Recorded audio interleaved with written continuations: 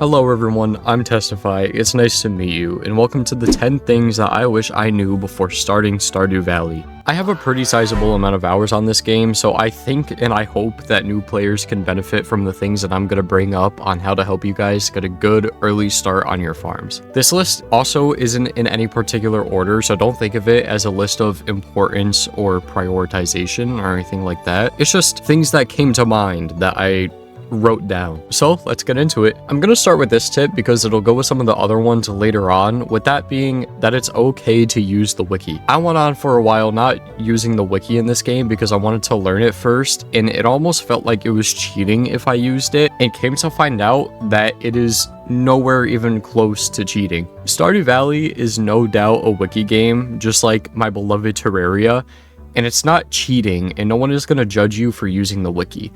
Honestly, it's better in my opinion to find out what NPCs hate before accidentally giving it to them and you just ruin their relationship with you for no reason. So if you're new, don't worry about using the wiki. It's totally normal and nobody will blame you or shame you. Number 9, keep one of everything no matter what. This is something that I really wish I did in my playthrough because the amount of times that I found out I needed a gift for someone and sold it or used it or ate it or whatever it was, like a few days prior, was not a good feeling.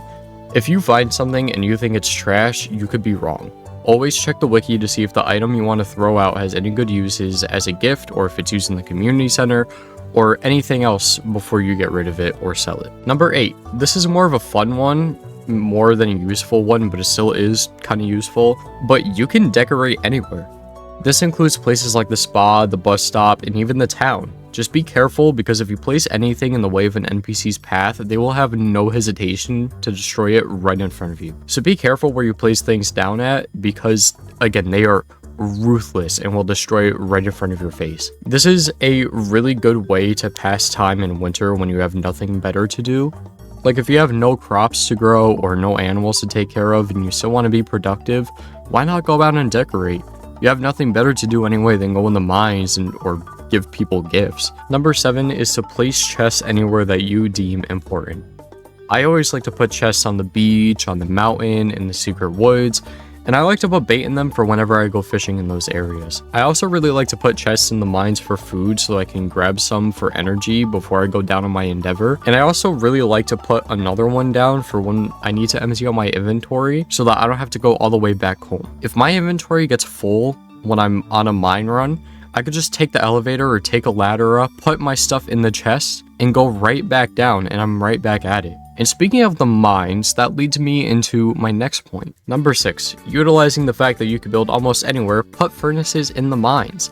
Just like the last thing I mentioned, if you're going to do a long trip in the mines and have to go back to empty your inventory in a chest, place the furnaces down too. Your ores can smelt while you go back down into the mines, and if you did it early enough in the day, you could take your smelted bars back home with you. The only downside of this is that you might have to go back to the mines the next day, but I'd still say it's worth it because you're not taking up farming space for smelting some bars. Number 5, the quality of crops doesn't affect artisan goods like wine or jelly. I unfortunately have wasted so many crops thinking if I put in this gold star crop, I'll get gold star jelly. And unfortunately, this is just not the case. If you want to preserve your jellies or wines to a gold star or iridium star or even silver star quality, you need the basement to be unlocked by getting the house upgrade from Robin and placing your artisan goods in casks. With that being said, if you have a keg, you should not place the silver or gold star quality crops in it. You should instead place a normal quality crop and use the star quality crops as gifts or use them in the community center bundles. Number 4, place tappers on the bus stop area of your farm or even down in Cindersap Forest. If you already chopped down all of your trees on the farm to make space for crops, there's no need to worry. The bus stop, Cindersap Forest, and pretty much anywhere that trees naturally grow, you could place tappers on them and passively get maple syrup, oak resin, or pine tar without it intruding on your farming space. Number 3, which is fitting for this one, planting crops in a 3x3 grid has a 1% chance to turn your crops giant. This only applies to a certain number of crops, and here's the list: cauliflower, melon, pumpkin, powder melon, and key fruit. If you plan to grow any of these crops, make separate 3x3 grids for them and plant them on those, because if they turn giant, they'll drop 15 to 21 of that crop, which is a lot better than the typical 9 that you would have gotten. So my suggestion, if you're gonna grow cauliflowers or melons within your first year, make separate 3x3 grids for them and plant them there, because if you get a giant plant, it could really give you a big head start. Number 2, don't ignore the worm spots on the ground. These are artifact spots, which can drop you all sorts of things, with the most important thing being artifacts, hence the name. Then you could give the artifacts to Gunther in the museum for milestone prizes.